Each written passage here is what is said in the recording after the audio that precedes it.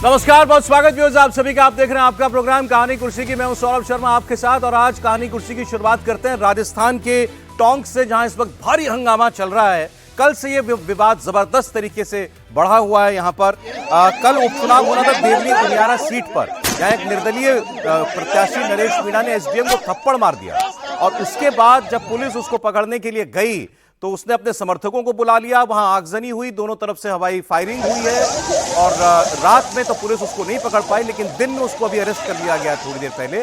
और उस व्यक्ति की गिरफ्तारी के विरोध में अब जो गांव वाले हैं वो लगातार हिंसा कर रहे हैं। आप देख सकते हैं आंसू गैस के गोले दागने पड़ रहे हैं पुलिस को एक बार फिर। और रात में तो मामला बहुत बढ़ गया था, जबरदस्त आगजनी की थी इन समर्थकों की तरफ से हुई थी। कई गाड़ियों में आग लगा दी गई थी, गांव में घुसने नहीं दिया जा रहा था पुलिस बल को। अब राजेश मीणा दिन में फिर मीडिया के सामने आया और उसने कहा हाँ मैंने एसडीएम को थप्पड़ मारा था, दोबारा मारूंगा, ये भी उसने कहा। और अपने समर्थकों से, उस समर्थकों के लिए उसने ये भी कहा कि ये जो करते हैं करें।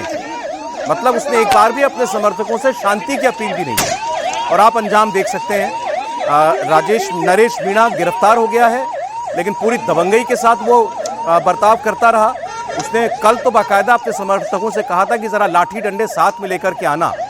और आज दिन में उसकी गिरफ्तारी के बाद भी आप देख रहे हैं किस प्रकार का तनाव है। मनीष भट्टाचार्य टोंक से लाइव इस वक्त जुड़ रहे हैं हमारे सहयोगी। मनीष, जरा बताइएगा इस वक्त के हालात। ये व्यक्ति गिरफ्तार तो हो गया, हिंसा अभी भी जारी है। सौरभ, नरेश मीणा को गिरफ्तार करके जैसे ही पुलिस निकली वैसे ही इस हाईवे पे आप देखिए जबरदस्त बवाल हुआ। हाईवे को ब्लॉक कर दिया गया, आगे देखिए आगजनी की गई है। हाईवे पे आपको धुएं का गुबार दिखाई दे रहा होगा, लगातार आंसू गैस के गोले छोड़े जा रहे हैं। अगल बगल जो गांव से है तमाम लोग यहाँ पे आ रहे थे, पत्थरबाजी कर रहे थे। जो गाड़ियां रास्ते में निकल रही थी उन पर पथराव किया जा रहा था। और अब स्थिति हाईवे की आप देखिए, सामने एक जगह और ब्लॉक करके आग लगा दी है गाड़ी में। आप सामने देखिए, आपको धुएं का गुबार दिख रहा होगा। जितने भी एसटीएफ के लोग हैं लगातार आंसू गैस की फायरिंग कर रहे हैं। और इस पूरे हाईवे पर देखिए वज्र वाहन के साथ यहाँ पर गाड़ियाँ जा रही हैं। बड़ी तादाद में हंगामा एक बार फिर से शुरू हो गया है। उसकी वजह सिर्फ इतनी है कि नरेश मीणा को जैसे ही यहाँ पे गाड़ी में अरेस्ट किया, लेके गए, उसके समर्थक गांव से अलग अलग जगहों से निकल के आए और बवाल एक बार फिर से शुरू हो गया। और बवाल इतना हुआ कि हाईवे पर गाड़ियों में तोड़फोड़ की गई। एसटीएफ की जो टीम है मौके पर पहुंची और उसके बाद आंसू गैस के गोले छोड़े, लोगों को खदेड़ा। उसके बाद अब स्थिति ये है कि आप देखिए पूरे सड़क पर पेट्रोलिंग करते हुए एसटीएफ को निकलना पड़ रहा है यहाँ से, ताकि जो गांव में इधर तितर बितर करके लोग जो आ रहे हैं अगल बगल से पथराव कर रहे हैं उनको रोका जाए। सामने बीच सड़क पे देखिए धुएं का गुबार दिखाई दे रहा है। हाईवे को ब्लॉक कर दिया था और नारेबाजी कर रहे थे। और जैसे ही यहाँ पर आंसू गैस के गोले दागे गए वैसे ही गांव में देखिए अभी भी ये देखिए इधर वज्र से फायरिंग की जा रही है। दिनेश जी, ये देखिए रबर बुलेट्स चलाए जा रहे हैं राइट कंट्रोल व्हीकल से। यहाँ से जम के यहाँ पर हंगामा हो रहा है। ये राइट कंट्रोल व्हीकल है वज्र, और यहाँ से गांव में जो लोग पथराव कर रहे थे उन पर फायरिंग की जा रही है ताकि यहाँ से खदेड़ा जाए, क्योंकि हाईवे पर लगातार ये लोग पथराव करना शुरू कर दिया था। आगे गाड़ियों में आग लगाई, कुछ टायर जला के पूरा रास्ता ब्लॉक किया। और आप देखिए एक के बाद एक यहाँ पर आंसू गैस के गोले छोड़े जा रहे हैं। रबर बुलेट्स, जो मिर्ची बुलेट्स हैं वो चलाए जा रहे हैं यहाँ पर। अब स्थिति आप देखिए यहाँ पर एक बार फिर से तनावपूर्ण हो गई है, सिर्फ इसलिए क्योंकि नरेश मीणा को गिरफ्तार कर लिया और उसके जो समर्थक हैं वो जो है। जी मनीष, एक बार कल से अब तक जो हुआ है एक बार जरा दोबारा आप दर्शकों के लिए बता दीजिए। कल ये खबर आई कि इस निर्दलीय प्रत्याशी ने एसडीएम को थप्पड़ मार दिया, उसके बाद रात में हिंसा हुई, दिन में अभी हिंसा जारी है, क्या क्या हुआ जरा बता दें। देखिए उपचुनाव 7 तारीख को थे। देवली उनियारा सीट पर निर्दलीय प्रत्याशी हैं नरेश मीणा, जिन्होंने शुरुआत में आरोप लगाए कि फर्जी तरीके से वोटिंग की जा रही है और उनके सिंबल्स को हल्का किया गया है, लिहाजा लोगों को वोट डालने में तकलीफ आदि दिखाई नहीं पड़ रहा है। उसके बाद वो लोगों के साथ धरना देने बैठ गए और उसके बाद वहां पर बूथ स्टेशन पे गए और उन्होंने डीएम और एसपी से मिलने की बात कही। जब डीएम एसपी नहीं आए, उग्र होकर अंदर घुसने लगे, उनको रोका गया तो उन्होंने एसडीएम को थप्पड़ मार दिया। उसके बाद सोशल मीडिया पे आह्वान करके हजारों लोगों को वहां पर बुलाया। पुलिस ने गिरफ्तार करने की कार्रवाई जब शुरू करी शाम को, तब दोनों में तनाव हुआ, जम के हंगामा हुआ, पत्थरबाजी हुई और पत्थरबाजी इतनी हुई कि तमाम गाड़ियों को फूंका गया, सब कुछ ये बवाल हुआ रात को लगभग 2 बजे तक के। फिर सुबह नरेश मीणा मौके पर पहुंचे और पुलिस ने नरेश मीणा को गिरफ्तार करने के लिए बड़ा पुलिस बल तैयार किया, एसटीएफ वगैरह, और गांव में घुसे नरेश मीणा को गिरफ्तार किया। थोड़ी देर पहले नरेश मीणा को गिरफ्तार करके गांव से वज्र वाहन में भरा और जस्ट लेके यहाँ से निकले, इसी रोड से निकले, लेकिन नरेश मीणा के समर्थक गाँव से आए और आप देखिए सड़कों को ब्लॉक कर दिया, पथराव किया, हंगामा शुरू कर दिया और हालत ये हो गई तनावपूर्ण इतना कि यहाँ पर आंसू गैस के गोले दागने पड़े, पथराव किया, जो गाड़ियां आ जा रही थी उस पर पथराव किया और आसपास के जो गांव में जो तमाम जो लड़के हैं नरेश मीणा के समर्थक वो हंगामा करने लगे। हंगामा इतना ज़्यादा बढ़ गया अब कि पुलिस को अतिरिक्त जाब्ता और एसटीएफ की और फोर्सेस बुलानी पड़ी, लिहाजा नरेश मीणा को गिरफ्तार तो कर लिया है, लेकिन जो उपद्रवी हैं उनके समर्थक उनको काबू कर पाने में थोड़ी मुश्किल आ रही है। इसीलिए एसटीएफ को लगातार आंसू गैस के गोले, रबड़ बुलेट्स तमाम छोड़ने पड़ रहे हैं। वज्र वाहन यहाँ पर डिप्लॉय किया गया है। बीच सड़क पे आप देखिए तबड़े टायर को जला के ब्लॉक्स कर दिया गया है, हंगामेबाजी की है यहाँ पर और इस हाईवे को ब्लॉक किया गया है, इसलिए इसको खोलने का प्रयास किया जा रहा है। वज्र वाहन और एसटीएफ का भारी पुलिस बल यहाँ पर तैनात है। ये देखिए ट्रैक्टर का जो पार्ट होता है घास काटने का, उसको बीच में रख दिया गया और जो गाड़ियाँ आ रही थी उसमें तोड़फोड़ की। उसके बाद अब इस हाईवे को खोलने का पुलिस प्रयास कर रही है। ये देखिए यहाँ पर टायर को जला दिया है, जो गाड़ियाँ निकल रही थी उसमें पथराव किया और आसपास के गाँव में आपको दूर में जो लोग दिखाई दे रहे थे वो नरेश मीणा के समर्थक थे और उन्होंने पथराव शुरू किया और उसी को रोकने के लिए ही यहाँ पर आंसू गैस के गोले, रबड़ बुलेट, पुलिस को लाठीचार्ज करना पड़ा है। तो स्थिति अभी ये है कि नरेश मीणा की गिरफ्तारी तो हो गई, लेकिन जो समर्थक हैं वो लगातार इलाकों में उपद्रव कर रहे हैं और तनावपूर्ण स्थिति बनी हुई है। तो इस व्यक्ति ने आज जब इसकी गिरफ्तारी हुई तब भी कोई शांति की अपील नहीं की अपने समर्थकों से?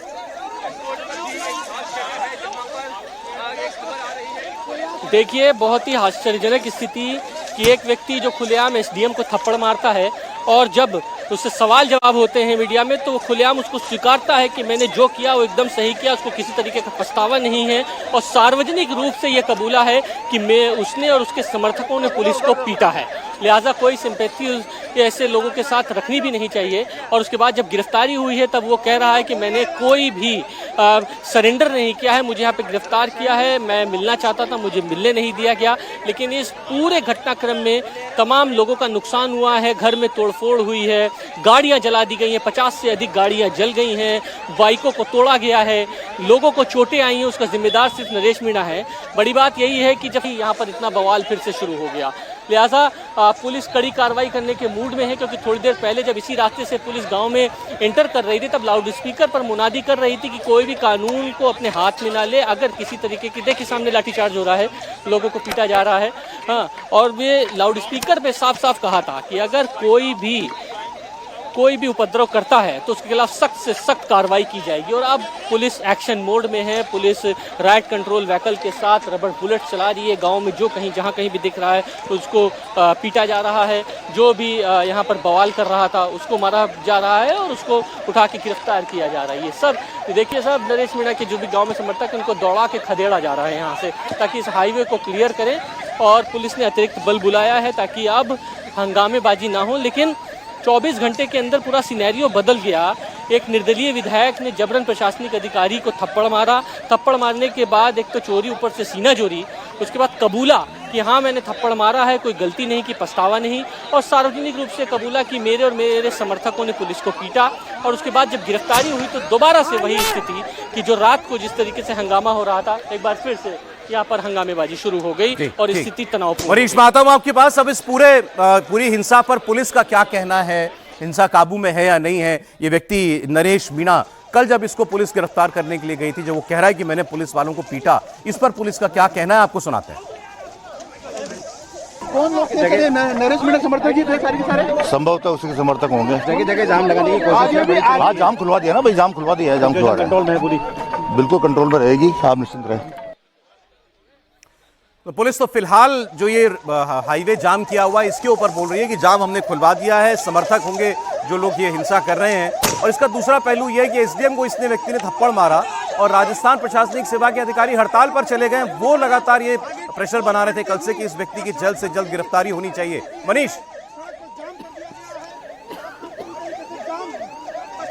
जी हाँ, देखिए सौरभ, पूरे राजस्थान की जो ब्यूरोक्रेसी है वो लामबंद हो गई है, बहुत नाराज हुई है। राजस्थान एडमिनिस्ट्रेटिव सर्विस जो है उसका जो एसोसिएशन, कल सबसे पहले ये घटना हुई उसके 1 घंटे के बाद ही चीफ सेक्रेटरी के पास उन्होंने नोटिस दिया और उन्होंने कह दिया था कि अगर गिरफ्तारी नहीं होती तो पेन डाउन स्ट्राइक करेंगे। ठीक वैसा ही हुआ। राजस्थान में आरएएस के जितने भी अधिकारी हैं उन्होंने पेन डाउन स्ट्राइक किया है। शाम को आईएएस एसोसिएशन ने भी इसकी घटना की कड़ी निंदा की थी और ब्यूरोक्रेसी से लेकर सरकार पर बहुत बड़ा दबाव बना था कि एक निर्दलीय कैंडिडेट जो इस तरीके से उपद्रव कर रहा है, घटनाक्रम कर रहा है, प्रशासनिक अधिकारी को कार्यस्थल पर थप्पड़ मार रहा है, उसके बाद फिर हंगामा कर रहा है, तो उसकी गिरफ्तारी क्यों नहीं हो रही है। तो उसके बाद जद्दोजहद पुलिस ने की, गिरफ्तारी तो हुई, लेकिन पुलिस अभी भी कानून व्यवस्था को कई हद तक के संभाल इसलिए भी नहीं पाई है कि ये जो गांव है वो मीणा गुजर बाहुल इलाका है। नरेश मीणा के यहाँ पर समर्थक है जो गिरफ्तार नहीं हो पाए, जिनको हिरासत में नहीं लिया गया, वो एक बार फिर से इकट्ठा होकर यहाँ पर उपद्रव फैलाने लगे। तो कई हद तक के पुलिस कोशिश कर रही है, लेकिन प्रदेश में इस वक्त आरएएस एसोसिएशन पेन ड्राइव एकदम स्ट्राइक पर है, पेन डाउन स्ट्राइक करके रखा हुआ है। जो समर्थक हैं वो देखिए, आपको मैं अब एक बार फिर से देखिए पीछे की तस्वीर दिखाता हूं, जहां पर नरेश मीणा के समर्थक जो है फिर से एक बार हाईवे पर इकट्ठा हो चुके हैं। अब पुलिस के लिए चैलेंज ये है कि ये देखिए पीछे सामने की स्थिति देखिए, तमाम आपको लड़के दिखाई दे रहे होंगे, हाँ, वो वहां पर वो सब इकट्ठा हुए हैं। वो देखिए सामने जितने भी लोग हैं वो इकट्ठा हुए हैं, यही सब उपद्रव मचा रहे थे, इनको खदेड़ा जा रहा था, लेकिन ये हाईवे पर मौजूद हैं और एक बार फिर से हंगामा कर सकते हैं। तो अब स्थिति ऐसी है कि एक तरफ से तो रास्ता खुलवाया पुलिस ने, अब देखिए फिर इधर खदेड़ने के लिए जा रही है। ये वज्रवाहन है देखिए पीछे, और एसटीएफ की जो टीम है इधर, ये देखिए ये जा रही है वज्रवाहन। अब इनके ऊपर इनको खदेड़ा जाएगा। सामने जो लोग आपको दिखाई दे रहे हैं, देखिए वो लोग सब भाग रहे हैं। अब वहाँ पर आंसू गैस के गोले छोड़े जा रहे हैं और जो लोग हैं नरेश मीणा के जो समर्थक हैं, देखिए उनको खदेड़ा जा रहा है, रास्ता ब्लॉक करने की कोशिश कर रहे थे। तो इन उपद्रवियों से निपटने के लिए ये देखिए पुलिस ने मार्च किया है, एसटीएफ ने मार्च किया है, दौड़ रही है एसटीएफ इन लोगों को खदेड़ने के लिए। ये सिर्फ इसलिए थे कि हाईवे को ब्लॉक ना करें, हंगामा ना करें। बार बार गली से, गांवों से जो लड़के उपद्रवी निकल के आ रहे हैं, इस तरीके से कानून व्यवस्था को बिगाड़ रहे हैं और उनको रोकने के लिए एसटीएफ लगातार प्रयास कर रही है। आंसू गैस के गोले छोड़ रही है, रबर बुलेट छोड़े जा रहे हैं वज्रवाहन से और गली कूचे से, लेकिन ये लोग निकल के आ रहे हैं, इनको खदेड़ा जा रहा है। कुल मिलाकर अभी टोंक के पास जो सरावता गाँव है देवली उनियारा का, वहाँ पर तनावपूर्ण स्थिति बनी हुई है। ठीक, मनीष आप जुड़े हुए हमारे साथ, जरा भी कुछ एक्शन होता है तस्वीरें हमको दिखाइएगा। इतनी हिम्मत हो जाती है एक प्रत्याशी की, खुलेआम पूरे सरकार को, प्रशासन को चैलेंज कर रहा है, हिंसा भड़का रहा है। ये क्षेत्र का असर है सरोज जी। अगर ये टोंक सवाई माधोपुर का एरिया है, यहाँ के जो सांसद है वो गिरीश मीणा जो है, हरीश मीणा, वो कांग्रेस के यहाँ से सांसद है। और ये क्षेत्र की विशेषता मैं आपको बता दूं, ये जो सीट है ये 2008 में परिसीमन में बनी थी और तब से भारतीय जनता पार्टी गुर्जर समाज को टिकट देती है और कांग्रेस मीणा समाज को टिकट देती है। ये तय है कि बीजेपी गुर्जर को देगी और कांग्रेस मीणा समाज को टिकट देगी। इस बार भी कांग्रेस का वहां से कस्तूरचंद मीणा उम्मीदवार थे और भारतीय जनता पार्टी से राजेंद्र गुर्जर उम्मीदवार थे। पूरा बटा हुआ है मीणा और गुर्जर के अंदर। यहाँ सचिन पायलट का भी एक क्षेत्र प्रभावशाली क्षेत्र रहा है। हालांकि ये टिकट पहले 200 से टिकट मांग रहे थे। जिस व्यक्ति ने अभी नरेश मीणा ने एसडीएम को थप्पड़ मारा है, ये कांग्रेस से टिकट मांग रहा है। ये पहले मीणा 200 से टिकट मांग रहे थे, वहां से नहीं मिला तो यहाँ से उन्होंने निर्दलीय नामांकन भर दिया। और इनकी ख्याति पहले भी रही है। पहले इन्होंने थानेदार को थाने में घुस के कुछ मीणा समुदाय के लोगों को गिरफ्तार कर लिया था, तो थाने में घुस के थानेदार की पिटाई कर दी थी। तो मीणा समुदाय के ही अपने आप को नेता मानते हैं, युवाओं के बीच अपने आप को बड़ा रोल मॉडल मानते हैं। और फेसबुक का पेज अगर इनका आप देखेंगे, अब तो बाद में वो डिलीट कर दिया गया है, बड़ा उत्तेजित, युवाओं को उत्तेजित करने वाले उसमें अपने भाषण डालते थे। मीणा समुदाय से कहते थे इकट्ठे हो जाओ और प्रदेश के अंदर क्रांति करो, मीणाओं का मुख्यमंत्री बनना चाहिए, मीणाओं का यहाँ पर वर्चस्व होना चाहिए। तो ये बेसिकली क्षेत्र जो पूरा है गुर्जर बनाम मीणा में बटा हुआ है। और आप देखिए आज कांग्रेस के या भारतीय जनता पार्टी के जो बड़े मीणा लीडर है, किसी ने भी बयान इसका विरोध नहीं किया होगा। किरोड़ीलाल मीणा इतने बड़े नेता है भारतीय जनता पार्टी के, उनका बयान नहीं आया कि एक अधिकारी को मारा है तो गलत किया है। समुदाय में सारे नेता बढ़ जाते हैं। जब ऐसी घटना घटती है प्रदेश के अंदर तो मीणा समुदाय पूरा एक तरफ हो जाएगा। भारतीय जनता पार्टी को चाहे कांग्रेस के हो, सारे मीणा नेताओं ने चुप्पी साध ली इस मामले को लेकर। अब मुझे ऐसा लग रहा है कि अब ये समाज का मामला बन गया है। और समाज का मामला कैसे है? वो प्रत्याशी, उसकी कोई शिकायत थी, वो मैंने सुना उस व्यक्ति का बयान, कहने लगा मैंने थप्पड़ मारा और मैं कलेक्टर के आने की वेट कर रहा था। कलेक्टर नहीं, ये कलेक्टर बहुत ने गलत है। मेहंदी लगा के बैठी है, मैं ये- तब तक वेट करूंगा जब तक उसकी मेहंदी ये नहीं उतर बहुत गलत है। एक अधिकारी ये पे आप शब्द है हताहट हो रही है। गिरफ्तारी उसकी जरूरी थी और कल ही गिरफ्तारी हो जानी चाहिए थी, लेकिन चूंकि एक मीणा समाज का प्रभावशाली नेता है, मीणा समुदाय का डर था सरकार को भी कि गिरफ्तार करेंगे तो उपद्रव होगा, तो सरकार बच रही थी। लेकिन जिस तरीके से अधिकारी लामबद्ध हो गए, सरकार को चेतावनी दे दी चीफ सेक्रेटरी को कि अगर गिरफ्तार नहीं होगा तो यहाँ स्ट्राइक हो जाएगी, तो सरकार के सामने मजबूरी थी कि आप एसडीएम को कोई नेता मार रहा है और सरकार कार्रवाई नहीं करेगी तो सरकार की छवि भी खराब होती। तो सरकार को तो कार्रवाई करना था और सरकार इस बात को जानती थी कि ये उपद्रव होगा और रात को ही वहां का इंटरनेट बंद कर दिया गया था। तो मुझे लग रहा है कि मामला अभी तुल पकड़ेगा, लेकिन कार्रवाई बहुत अच्छी हुई। थोड़ी देर से मुझे लगा तत्काल गिरफ्तारी उसकी होनी चाहिए थी, जिस समय उन्होंने इस तरह की हरकत की तभी गिरफ्तार कर लिया चाहिए था। एक समाज का दबाव सरकार पर रहता है, गुर्जर और मीणा सभा का, और दोनों समुदाय सरकार अपनी सरकार पॉलिटिक्स देखेगी कि प्रशासन देखेगी? अगर कोई आदमी खुलेआम अराजकता फैला रहा है। इसके ठीक तरीके से बैकग्राउंड को सर आप समझे अगर ये तो पूर्वी राजस्थान का जो इलाका है ना, पूर्वी राजस्थान से कोटा संभाग तक, इन इलाकों के जो उपद्रवी तत्व हैं उनके बीच इसका संपर्क उठना बैठना खूब रहा है। हालांकि इसकी जब स्टूडेंट पॉलिटिक्स शुरू हुई थी तो विद्यार्थी परिषद में था, फिर किरोड़ी लाल मीणा के बहुत करीबी बना और वहाँ भी इस समय लगातार इसकी कोशिश यही रहती थी कि कोई ना कोई उपद्रव करे और उसके सहारे सुर्खियाँ बटोरे। उसके पीछे रणनीति ये थी कि शायद इसके सहारे मैं नेता बन जाऊँ, जैसे कि वहाँ पे कास्ट बेस्ड पॉलिटिक्स होती है। बीजेपी में आने के लिए बहुत कोशिश कर रहा था, वसुंधरा राजे सिंधिया ने चलने नहीं दी। उसके बाद पिछले चुनाव में भी वो कोशिश जारी रही, फिर भी नहीं हुआ। फिर ये सचिन पायलट के संपर्क में आ गया था। सचिन पायलट के संपर्क में रहते हुए वहाँ से इसने ये सोचा कि सचिन पायलट क्योंकि गुज्जर हैं, मैं मीणा हूँ, तो ये अच्छा कॉम्बिनेशन बन सकता है। और हालांकि इनके जो कास्ट है मीणा, उसमें आप देखें तो उदयपुर, बांसवाड़ा, डूंगरपुर, वहाँ के जो मीणा हैं वो इस तरह के मीणा को अपने आप से अलग मानते हैं। तो इतना बड़ा इलाका भी नहीं है, लेकिन पूर्वी राजस्थान से कोटा संभाग तक रहा है।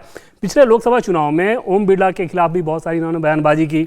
अशोक गहलोत जब मुख्यमंत्री थे तो अशोक गहलोत के बहुत करीबी बड़े बड़े लोगों के खिलाफ लगातार कुछ बोलते थे और सचिन पायलट का समर्थन रहता था। तो इनकी रणनीति यही रही है हमेशा से, और उसके सहारे इन्होंने इस चुनाव में भी ये लेकिन कोशिश कभी की। बीजेपी कांग्रेस ने इस व्यक्ति को टिकट नहीं दिया? नहीं, बिल्कुल नहीं। अच्छा ठीक, तो अब ये निर्दलीय लड़ा। मैं कांग्रेस से कुछ नेताओं की बात सुन रहा था, उन्होंने कहा कि बीजेपी सपोर्ट कर रही है इस आदमी को, इसको निर्दलीय खड़ा किया है ताकि नुकसान हो कांग्रेस पार्टी का। अशोक गहलोत का बयान इस वक्त आया, उन्होंने कहा इस हिंसा पर इस व्यक्ति ने, जो व्यक्ति पहले थप्पड़ मारे एक सरकारी अधिकारी को, फिर हिंसा के लिए उकसाए और जब अरेस्ट हो रहा हो तो कहे कि मैं अगर दोबारा ऐसा कुछ होगा तो मैं फिर थप्पड़ मारूंगा, कोई भी मेरे सामने खड़ा हो, उस व्यक्ति के लिए वो कह रहे हैं कि, और इस सरकार के लिए कि सरकार का इकबाल खत्म हो गया है। सुनिए। सरकार का इकबाल होता है गवर्नेंस के लिए। शासन तब होता है तब अच्छा गवर्नेंस में इकबाल बना रहे। इकबाल ही खत्म हो गया। आप जो घटना घटित हुई है कल, वो मामूली घटना नहीं थी। एसडीओ लेवल के अधिकारी को आप थप्पड़ लगाए कोई व्यक्ति, ये स्थिति बनी क्यों और इतनी हिम्मत क्यों हुई किसी की? तो कहाँ सरकार का इकबाल है? हम बार बार सरकार को कहते हैं आप गुड गवर्नेंस दो, पूरी प्रदेश की जनता का भला हो। हम आलोचना भी करते हैं तो उसको सकारात्मक रूप में लेना चाहिए, और अगर बातों में दम नहीं है, हमारी बातों में, आप खंडन करो, दम है तो सुधार करो, जनता का भला हो। अब मौका मिला है अशोक गहलोत को कहने का, तो वो तो कहेंगे कि सरकार का इकबाल खत्म हो गया, नहीं रह गया रूल ऑफ लॉ। नहीं, देखिए वो पूर्व मुख्यमंत्री हैं और सरकार इसमें बीजेपी की है, तो जाहिर है विपक्ष के नेता के नाते वो तो कहेंगे ही। और अगर उलट जाता अशोक गहलोत तो सरकार होती तो यही बात वसुंधरा राजे कह रही होती, तो इसमें मुझे कोई आश्चर्य नहीं है। लेकिन महत्वपूर्ण बात क्या है सौरभ, इस तरह के जितने तत्व हैं नरेश मीणा जैसे, पिछले 15-20 सालों से उनका बड़ा समाज में और राजनीति में सम्मान बढ़ गया। आप उपद्रव कीजिए, आप सारे कानून व्यवस्था को ध्वस्त कीजिए, अफसरों की पिटाई कीजिए, तो उनको जननायक के रूप में स्थापित किया जाता है, उनके समाजों में पहले और बाद में राजनीतिक पार्टियों में। ऐसे अनेक उदाहरण भरे पड़े हैं जब उत्तर प्रदेश में, मध्य प्रदेश में, राजस्थान में, इन राज्यों में इस तरह के तमाम नेताओं को बाकायदा खुले मंचों पर सम्मानित किया गया है। इससे उनका हौसला बढ़ता है, उनको लगता है यही तरीका है आगे बढ़ने का। भाई राजनीति में आंदोलन होते हैं, आंदोलन के दूसरे पहले नेता जो आंदोलन करते थे वो लाठियां खाते थे पुलिस की। राजनारायण जी का तो पैर मतलब कितनी फ्रैक्चर हुए वो जानते हैं, लेकिन कभी पुलिस या प्रशासन उनसे हाथ थप्पड़ नहीं खाता था, वो आंदोलनकारी नेता होते थे। अब स्थिति ये है कि सीधे एसडीएम को आपने मार दिया। अब ये हिम्मत हौसले की बात क्या कहें, दुस्साहस कहें या जो भी कहे, मतलब कि एक एसडीएम पर आप हाथ उठा रहे हैं। सर इतना नहीं, एसडीएम को थप्पड़ मारा, वहीं धरने पर बैठ गया, फिर फोन करके लिख करके मैसेज लिख करके अपने समर्थकों को बुलाया और कहा लाठी डंडे लेके आना। और फिर शिकायत ये कर रहा है कि वो लोग तो मेरे लिए गद्दा लेकर आ रहे थे, मैं अनशन पे बैठने वाला था और पुलिस ने मिर्ची बम छोड़ दिया वहां पर। तो पुलिस क्या करेगी? वही पुलिस तो करेगी, पुलिस भी करना भी चाहिए पुलिस को अगर इस तरह की कोई हरकत करेगा। लेकिन मैं ये कह रहा हूं कि राजनीति में ऐसे तत्वों को ही पहचान करके सारी पार्टियों को तय करना चाहिए कि उनको ऐसे तत्वों से अलग रखना है अपने आप को। आप याद कीजिए जब वो किसान आंदोलन दिल्ली में चल रहा था और गाजीपुर बॉर्डर पर राकेश टिकैत जब बैठे हुए थे सारे, तो एक विधायक भारतीय जनता पार्टी के लोनी के वो 400-500 आदमी लेके आ गए थे लाठी डंडा लेकर के, जबकि काम पुलिस का था भाई उनसे निपटने का काम। तो ये, और उसके बाद वो आदमी विधायक हैं।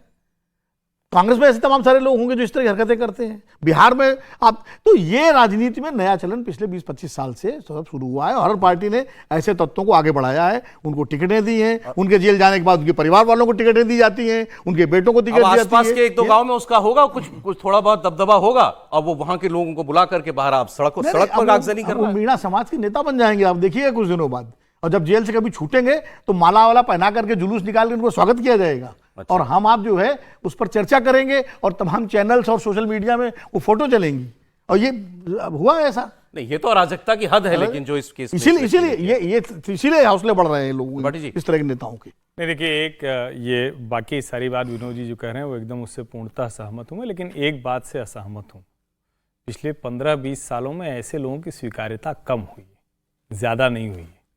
पहले तो, अब राकेश टिकैत क्या कर पाए और महेंद्र सिंह टिकैत क्या कर ले गए थे, दिल्ली को जाम कर देते थे, ये सबको ध्यान में है। अपने गांव में बैठ के कैसे पश्चिमी उत्तर प्रदेश का पूरा दाना पानी सब रोक देते थे, ये सबको ध्यान में है।